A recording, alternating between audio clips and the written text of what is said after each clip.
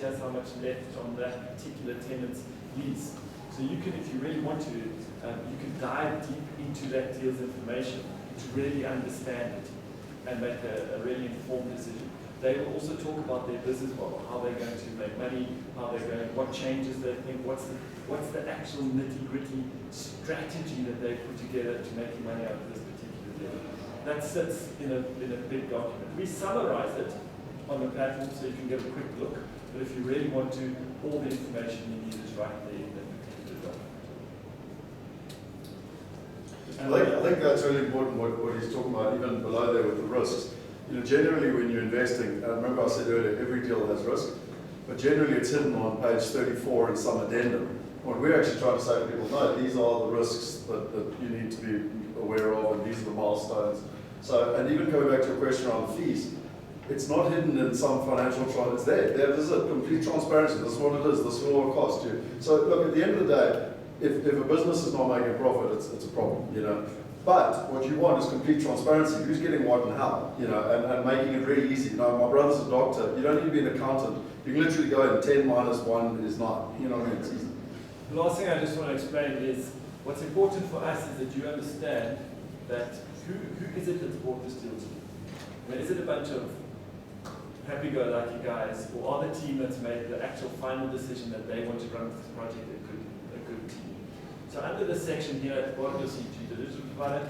We require every sponsor who brings us a deal that they tell us who's on their investment committee. And you can now read this information, and you can Google them. So you'll see on this particular deal, here they have David Madrach, who established R&D's REIT. I probably want to invest with that guy. They have, I think they've got Alan Kylon, and they've got Henny Besaidnote. So these are some of South Africa's big, serious players. And if you want to understand who they are, go and Google them. It actually gives you a sense to make your own decisions whether you trust their investment decision that this will be a deal they're proud to bring us. We want to be transparent.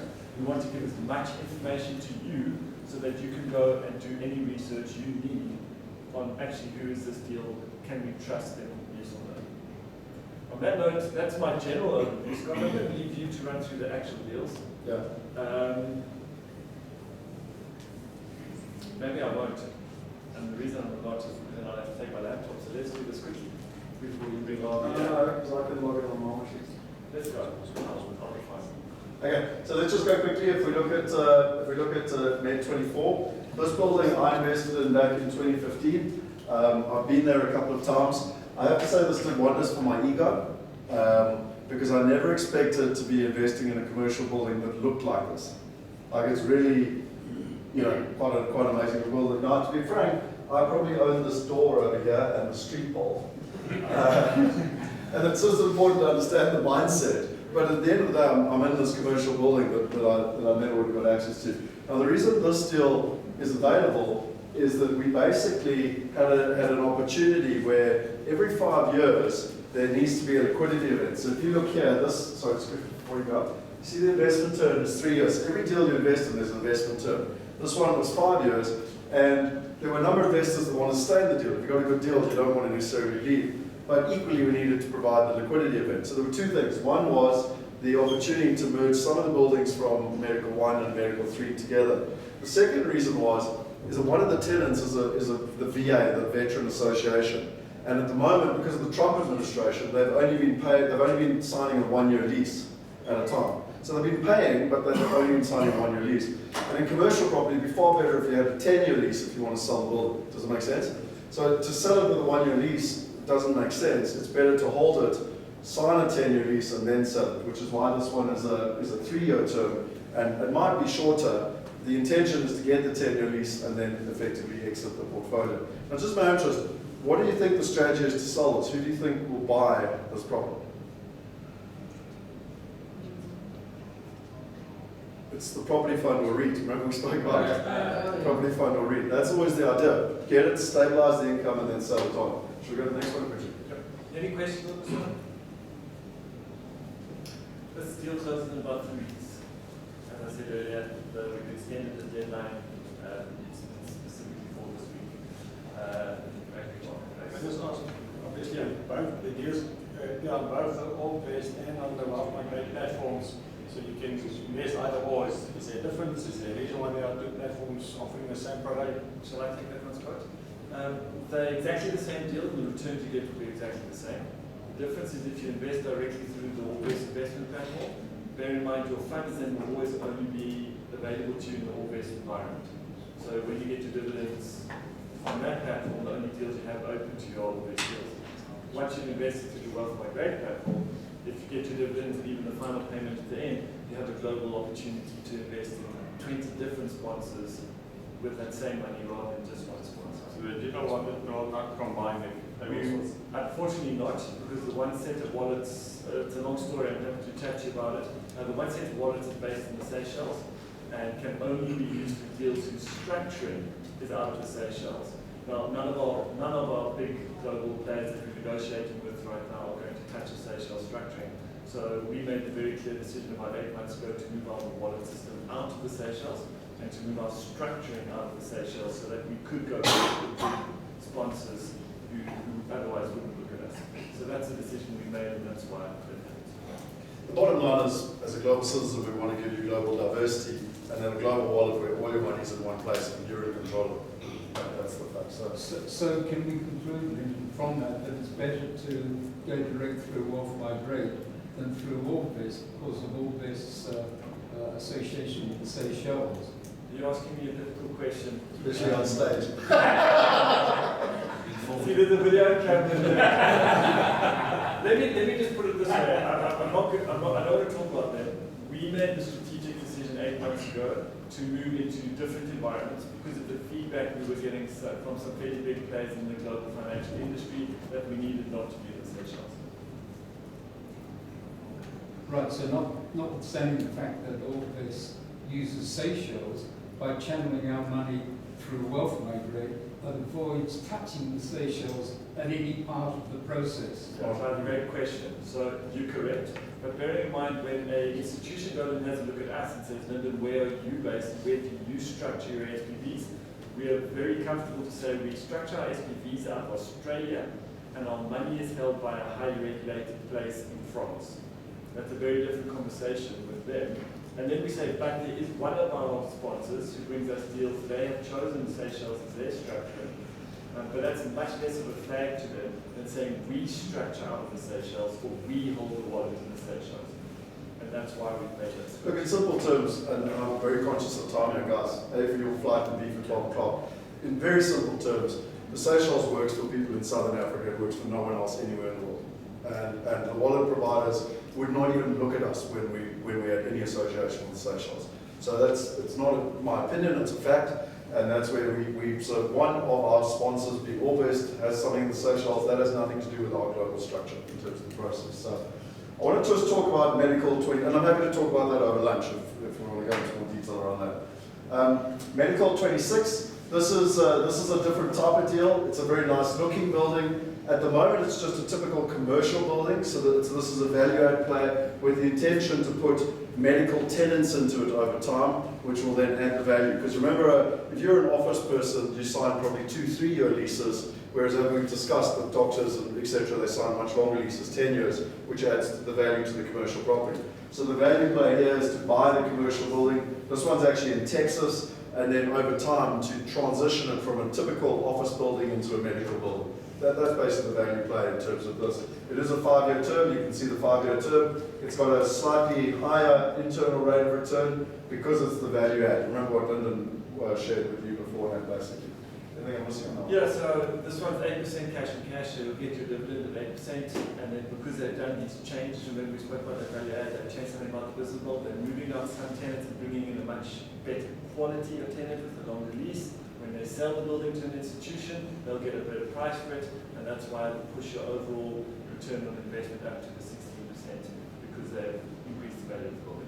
The one thing I must just say, guys, these numbers are not our numbers. Each sponsor brings us their deal with their numbers that they've done based on their calculations, and they project it, right? Their risk. You know, please understand, these are their numbers. We evaluate it a little bit just to see if we think there's anything completely wacky or outlandish. And once again, once we have familiarity with that particular company and their investment committee, I'm not going to challenge the people on this investment committee. that would be cheap. Actually, it would be rude. Because these are guys that have got combined 100 years of playing the biggest real estate space in South Africa. If they said that we as Lost Migrates are not gone. But there are sometimes, and let me just backtrack, sorry. We get about, at the moment, we get about 25 requests from global sponsors to list on our platform. Of that, we might pass 1 or 2. We're getting 5 a week. We, most of the time I have a look, I check have they been in place for 10 years, I go and look at their website, I look at their portfolio, I look at their brand. If it's not something that's immediately jumps out at me, is they've got the experience, they've got the history, they've got the track record. I just, yes sir, sorry, at this point about my great sponsors. Then there's a class where we go and do due diligence. You send me your director's information, their KYC information, your company's history, your company's legal documents, so that we can go and check blacklists, emails, fraud cases, etc. And then slowly but slowly we get to the 1 or 2 that pass our conditions. Cool. Back to the deal. What time do you need to go? That's fine. I built in a kind of 20 Uh, Scott, like talking about you can see the people who know Scott well, like standing there, I built in this 20 minutes late training. So we're going to go back to the marketplace then. Quickly, yes. Sorry, hand up. what does equity multiple mean? Great question. So equity multiple is if you give me $1, by the end of the deal, how much would I have given you back for your $1?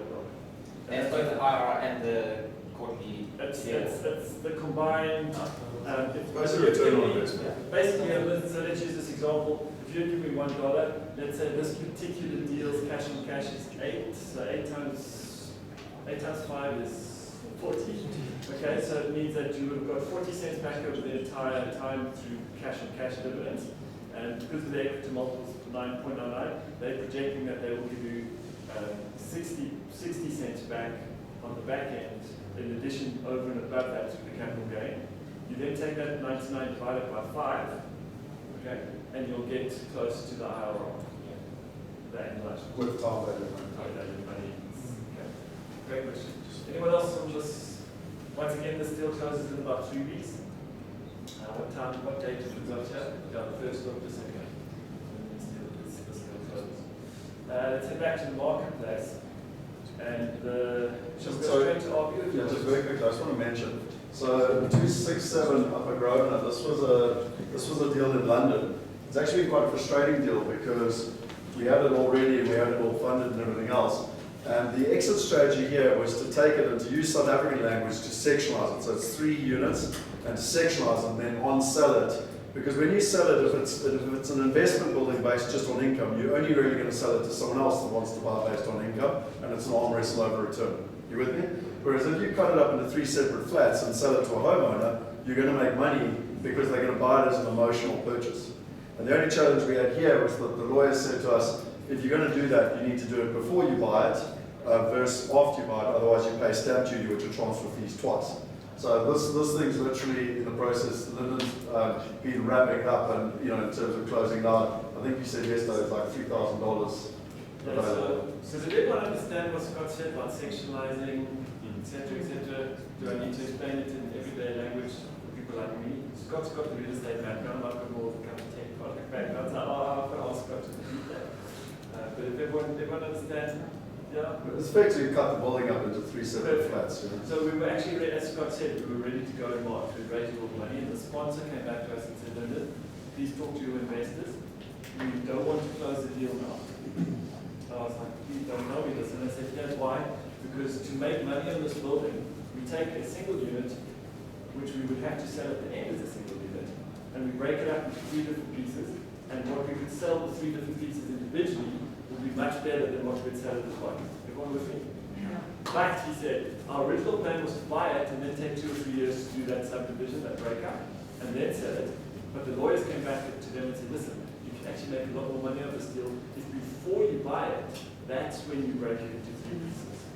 So we then said to them, great, we've got all these people's money sitting here on the deal, and that's okay. But instead of closing it, we're going to give them the 4 or 5 months they needed to do that breakup beforehand. Okay? But during that 6 months, one of the investors came back to us, which we normally don't do, and they said, listen, something's come up, and it was a personal story we had to listen to. And we actually said, sure, you can take your $20,000 back, because we know we're going to find $20,000. I normally, this week I haven't been talking about this deal because we've only got about $3,000 there in this particular opportunity. So it's there. If anyone wants that 3,000, let me know, but otherwise it's... The only reason I actually brought it up was people talk about OPM. If you go to Rich Dad, point out, what does OPM stand for? Other people's money. Other people's money. We changed that. We think it's other people's mortgages. So this building, as an example, I've been buying in London since 2002. I've been with Lloyds Bank since '99. I have a British passport, and I thought getting a mortgage really wouldn't be that tricky. It really was. Like the best mortgage I could get was base plus 4.5%, which meant I was borrowing at about 5.5 to 6%. By partnering with the local sponsor in England, we got it at 3.19% fixed. So literally half. And this is a classic example for all of us. If we want to try to go and invest in Australia or America or England or anywhere, it is virtually impossible to get good mortgages ourselves. We want to get leverage, but the best way to do it is to partner with local partners that get much better cost of capital, basically. So it's just an example. We do it on, try to do it on all the deals, but that's just an example. Anyway, what I'd like to do, guys, we're running a little bit over time here. I'd love to invite our partners up from RB Care Homes. I've got them 3 lovely chairs so that they sit still. Quickly while they're coming up, we often like bringing our partners to meet our investors around the world. It's not often they come to South Africa because, as I said, we've got a global relationship. When we can get into South Africa, actually, so you can meet the kind of people we are dealing with, you'd like to. These guys have come all the way out from London. Well, not, I'll let them explain. To be with us for this week, they'll be with us telling you what to get a chance to meet them. Before they talk, I'm just going to show you the deal information very quickly because then I'm going to take my laptop and look and see. So the one thing I just want to show you that you'll note is that it's something to do with walking on this white thing. the IRR here is less than some of the other deals you've seen. Do you understand that? We were looking at 14s, we were looking at 15s. But I'll tell you why I personally, so I invest through our platform, so why I personally am very excited about this deal is because it's 10% cash on cash guarantee. In pounds. Pounds. So their play, and I'm leading in guys because I know you're going to explain to us your business model, which is very smart. Their play is not so much the capital gain, but how do they get to a point where particular, once again, given that we're not sure where the economy is going for the next 2 to 3 years, and what Bart said about you want to be paid with money, I'm very excited about the 10% guaranteed return in pounds. There is a slight uptick at the end. It's about 3% a year capital gain that comes in the end, and that's why your IRR is not the flat 10%, it's got a 3%, but because the IRR things, I think you'll understand the IRR is slightly weird, but basically you're getting 3% a year capital growth, 10% guaranteed return, cash paid out in quarterly dividend periods. And how they do that, because when I first told Scott and our investment committee, I said, guys, they've got a new sponsor, this is the deal they're offering. Scott said, no, they're not. I said, no, but they are. He said, no, that must be a scam. I said, just hang fire, and I said, because I've got to go. Yeah. And I said to him, I actually wanted to come on the weekends. The more I talk, you'll miss his plane basically. and I said to him, no, we've done the due diligence. And he said, you mean they passed our due diligence process? And I said, yes. And that's when he stood up and said, okay, I actually want to talk to these guys. So I said, go for it. I'm going to leave you now to talk to these guys when I get out. Cool. Okay, great. Will you just put my laptop back in? So just quickly, because I want to talk about that number and why the first thing it sounds, that saying it sounds too good to be true. Because having invested in England for, well, literally since 2002, in terms of residential, 5% is a fairly good return. In terms of anywhere, in London or outside London, you get a little bit more maybe outside London. But generally 4 to 6% would be the range. In commercial property, I would probably be more aggressive and say you're probably looking at 3 to 5% range, depending on the quality of the asset, etc. I mean, you've invested, would you agree that that's pretty much the standard range? So when I hear 10%, immediately flags off. It's just the way, it sounds too good to be true, you need to look at it. So what interested me here, and as Lyndon said, through the due diligence process, was understanding how, okay, because it's really important to understand the niche. And the purpose of asking these guys to come out here was to say, listen, come and meet the partners, come and shake their hands, come and listen to what they do, come and understand how it works. So what I'd love you to do, and I'm just going to help Lyndon get the laptop going, just explain RB Care Homes, who the three of you are, And we'll get into this, the semantics of how it works, but I want to understand the company more to start off with. And also, why aged care? Because it's not just in any property, it's in a specific niche. Remember how much we spoke about medical? Well, medical and aged care, same thing. You know, it's very sustainable income-producing assets. Good morning, my name's Naveed, I'm the Commercial Director, and I'm with Bavin, who's the CFO, and James, who's the Sales Director. So James looks after our relationships with our partners globally, around the world. So we're owners and operators of care homes. So everyone knows what a care home is, I'm presuming? Yeah. So we specialise in respite care, dementia and Alzheimer's. So we're talking about mental health in particular. And essentially, we're taking over also an operating business. So very much fitting in the remit with the guys that migrate and staying away from development, which obviously have underlying risk as well. So yeah, we've gone from 3 homes to 17 in the last 2.5 years, which is pretty fantastic. James will explain a little about fee income and we'll go a little bit deeper in regards to our business model. Before we go into the fee income, what I'd like to do is, let's talk about this building that's at the top here. So one of the things that, because let's talk about buying it before we work out how we make income, okay? So one of the things that I've learned in property is one of the number one ways to make money in property is to buy from a distressed seller. Yes or no? Yeah. So in this sector, and it's not a sector I understand, as in myself, but that's why you find partners that have the experience in the sector. If you go along and there are care homes in England, everything is completely transparent. It's all online and it's regulated by the British government, and they basically come along and you can actually see they've got, he laughs with me, they call it a traffic light, I call it a robot. But each aged care home is either red, orange or green, and that means how it's performing. Okay, you with me so far? And so what they are a preferred supplier that gets called in by the local authority, which is like the government organisation, that if a care home is not performing when it's in red, they basically are called in. Now, why this is important, Chip, I'm trying to say this.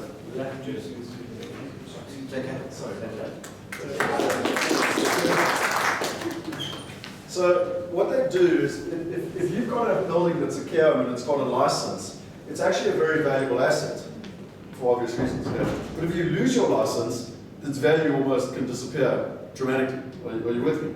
So what they do, you imagine now you're going in and you're negotiating with someone that owns the building. So listen, you're in the red. There's a good chance you could lose your license here. We can take this over, we can improve the quality of this care home, and we can buy your asset for X price. So rather get something rather than nothing. Are you with me? So I really like that approach, which is one of the things I've always tried to buy low, just as the process. I just wanted to start off with that concept. I mean, maybe you could give a little bit of, like what are those different websites and stuff from a transparency perspective? Because let's start with the buying and then we'll move on to the income. Thank you, Scott. So when it comes to buying a deal, as Scott mentioned, we're a preferred supplier in a lot of local authorities, local councils. This is basically the local government offices in each county, town, etc. So once they have a care home that's suffering, that's been put into the red on the CQC, which is the local regulator's website, carequalitycommission.com,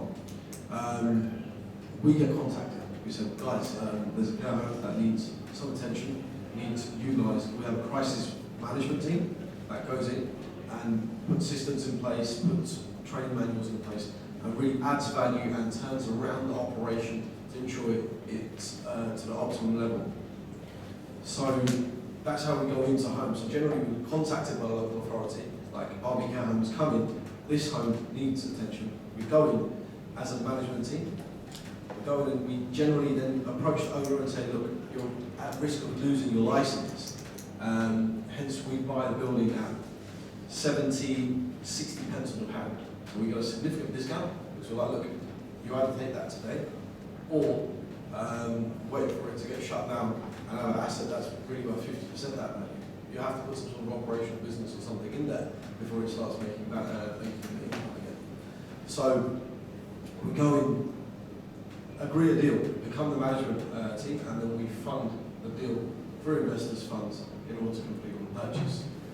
So we're really adding value, buying below market value, and then maximising on the value. When we go in, generally the fee income of any business from the local authority is increased by 20%, because we go into key categories and we assess the care provided.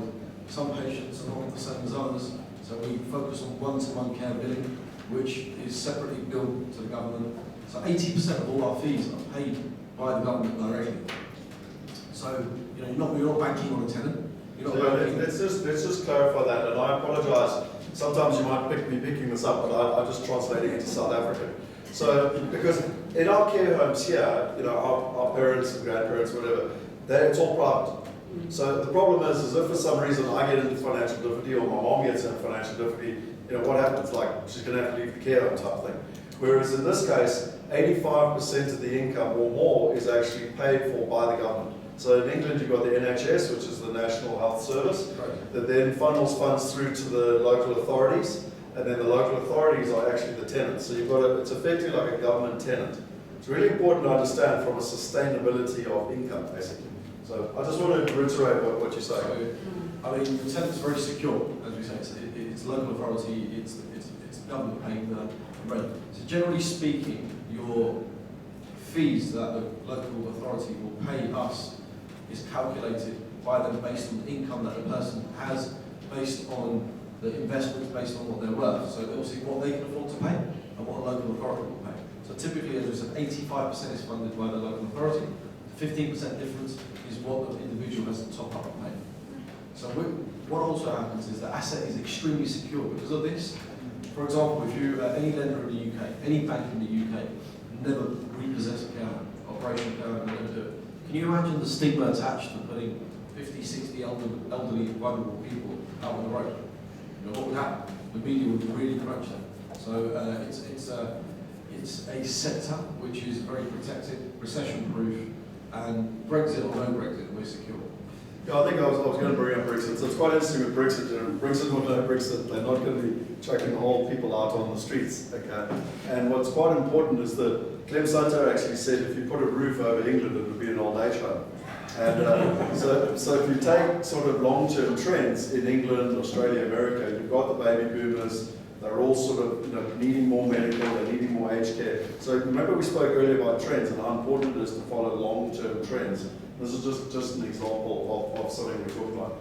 Tell me just, James, in terms of the breakdown of the fees and how it works, as I'm an investor, I put my money in, I'm getting a 10% cash on cash return. How is it sustainable for you guys to be able to find that niche and be able to outperform local averages or more averages? Yeah, okay. So, I mean, an average fee income for one of our homes is anywhere in between 500 to, one room is anywhere in between 500 to £1,000 a week. So an average investment would say, let's round it up for ease, is £100,000. The return that we would pay on that would be £10,000. It would work out to be around £200 a week, essentially, that we have to pay you. That leaves £300 at a minimum level, enough to service the returns and the business as well. So it works out to be a very viable investment, and it's very stable. And it's easy for us to be able to maintain the returns and the care that we do. So let's talk about exit strategy. Because one of the things I found interesting, which I didn't know, Investec is a big investor in aged care in England, and so is Old Mutual. And I'd love to know your guys' strategy of what you're thinking, because when you buy a care home, and there's two things you've said over the last couple of days. One is that there's quite a lot of elderly people that are reaching retirement themselves, and they don't want to basically hand their care home to the kids, or more importantly, the kids don't want to take over the care home. So as a buying strategy. So, and then equally, why are you growing your portfolio? What's your exit strategy? Yeah, that's correct. Firstly, when it comes to acquiring care homes, buying care homes in ones and twos, it's very difficult to sell for a seller. There's not many people that want to acquire 1 or 2 care homes because it's not very attractive to be a care home owner at the moment. People would rather be tech industry, attorneys, etc. So the children of the owners of the care homes, it's not attractive for them to take over the business. So what we're doing is buying the 1s and 2s and 3 care homes and forming a chain of care homes. So today we have 17 care homes, 523 beds across them. Our target is to get to the region of around